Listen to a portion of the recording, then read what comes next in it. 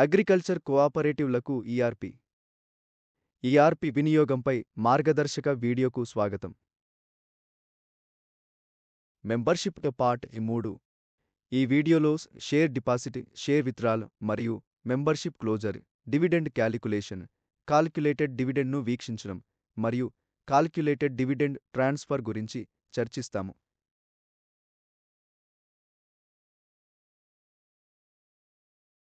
Login అయిన తర్వాత system అన్ని సేవలతో కూడిన డాష్ బోర్డ్ను ప్రదర్శిస్తుంది. మెంబర్షిప్ కోసం దానిపై క్లిక్ చేయడం ద్వారా మెంబర్షిప్ ఐకాన్ ఎంచుకుంటాము. సిస్టమ్ వివిధ ఐకాన్లతో అందుబాటులో ఉన్న ఎంపికలను ప్రదర్శిస్తుంది. మొదట షేర్ డిపాజిట్ ఐకాన్ ఉపయోగిస్తాము. ఇది అడ్మిట్ అయిన మెంబర్ యొక్క షేర్ డిపాజిట్ను పోస్ట్ చేయడానికి ఉపయోగించబడుతుంది.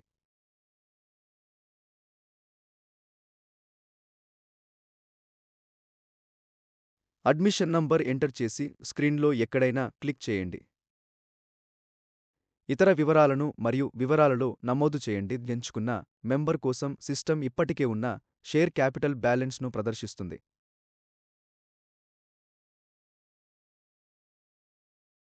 మెంబర్ కొత్తగా అడ్మిట్ అయితే ఈ మొత్తం 0గా చూపబడుతుంది మరియు మొత్తం కాలం కింద కొత్త మెంబర్ చేస్తున్న షేర్ డిపాజిట్ను మనం నమోదు చేయవచ్చు.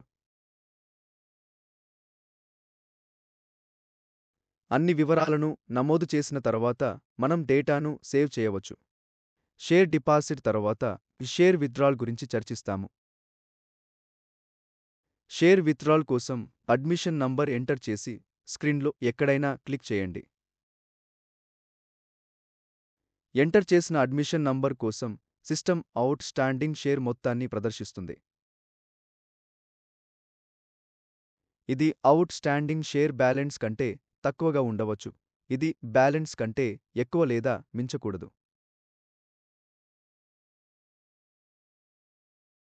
ఆపై షేర్ విత్డ్రాల్ ట్రాన్సాక్షన్ సేవ్ చేయడానికి సేవ్ బటన్పై క్లిక్ చేయండి.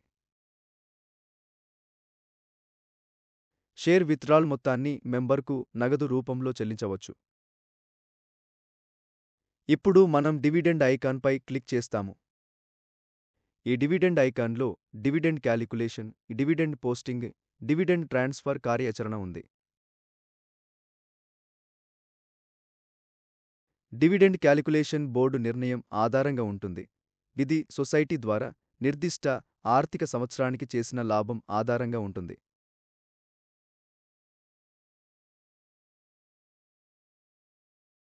ఈ స్క్రీన్లో ఆర్థిక సంవత్సరం, డివిడెండ్ పర్సంటేజ్ మరియు షేర్ అమౌంట్ ఆ వివరాలన్నీ ప్రదర్శించబడతాయి మరియు ఇక్కడ నుండి వ్యూ పారామీటర్స్పై క్లిక్ చేయడం ద్వారా డివిడెండ్కు సంబంధించిన పారామీటర్స్ను వీక్షించవచ్చు. ఇక్కడ మనకు క్యాలిక్యులేట్ మరియు క్లియర్ బటన్లు ఉన్నాయి. క్యాలిక్యులేట్పై క్లిక్ చేయడం ద్వారా ఈ సిస్టమ్ ఎంచుకున్న ఆర్థిక సంవత్సరానికి లేదా డివిడెండ్ పర్సంటేజ్లో పేర్కొన్న రేటుకు డివిడెండ్ను గణిస్తుంది. పొరపాటున ఆర్థిక సంవత్సరం తప్పుగా ఎంటర్ చేయబడితే క్లియర్ బటన్పై క్లిక్ చేయడం ద్వారా దానిని క్లియర్ చేయవచ్చు. డివిడెండ్ క్యాలిక్యులేషన్ తర్వాత మెనూ సైడ్ బార్లోని డివిడెండ్ మెనూపై క్లిక్ చేయడం ద్వారా మనం డివిడెండ్ డీటెయిల్స్ను వీక్షించవచ్చు. సిస్టమ్ ఆర్థిక సంవత్సరానికి కాల్క్యులేటెడ్ డివిడెండ్ను ప్రతి మెంబర్ యొక్క అడ్మిషన్ నంబర్, మెంబర్ పేరు, గ్రామం, షేర్ క్యాపిటల్ బ్యాలెన్స్ మరియు డివిడెండ్ అమౌంట్ను పట్టిక రూపంలో ప్రదర్శిస్తుంది.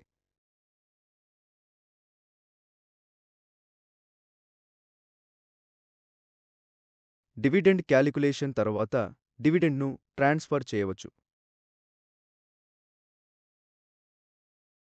డివిడెండ్ను ట్రాన్స్ఫర్ చేసిన తర్వాత మెంబర్ల వ్యక్తిగత అకౌంటులకు డివిడెండ్ క్యాలిక్యులేటర్తో పోస్ట్ చేయాలి.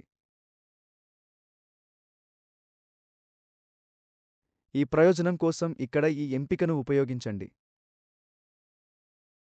మనం చేయవలసింది వ్యక్తిగత మెంబర్ల అడ్మిషన్ నంబర్ ఎంచుకోవడం మరియు స్క్రీన్లో ఎక్కడైనా క్లిక్ చేయడం.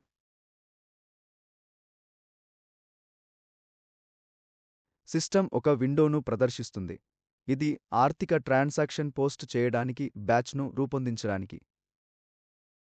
డేటా ఎంటర్ చేసిన తర్వాత సేవ్ బటన్పై క్లిక్ చేయండి మరియు పొరపాటున తప్పు డేటా ఎంటర్ చేయబడితే ట్రాన్సాక్షన్ రద్దు చేయడానికి క్లియర్ బటన్ ఉపయోగించండి.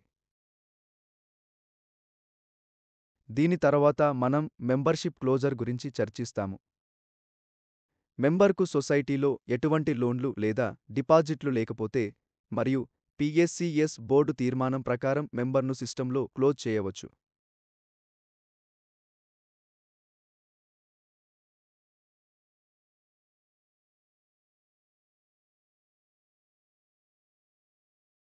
అడ్మిషన్ నంబర్ కాలంలో అడ్మిషన్ నంబర్ ఎంటర్ చేసి స్క్రీన్లో ఎక్కడైనా క్లిక్ చేయండి. ఎంటర్ చేసిన అడ్మిషన్ నంబర్ కోసం సిస్టమ్ మొత్తం వివరాలను ప్రదర్శిస్తుంది. కాబట్టి ఇది కస్టమర్ యొక్క వివిధ లోన్ అకౌంటులు లేదా డిపాజిట్ అకౌంటులను కలిగి ఉంటుంది. అవి క్లోజ్ చేయబడి ఉండాలి, లేకపోతే సిస్టమ్ మెంబర్ను క్లోజ్ చేయడానికి అనుమతించదు.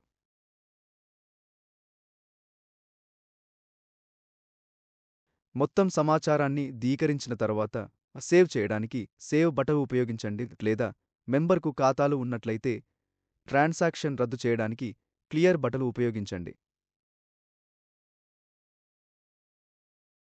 ధన్యవాదాలు.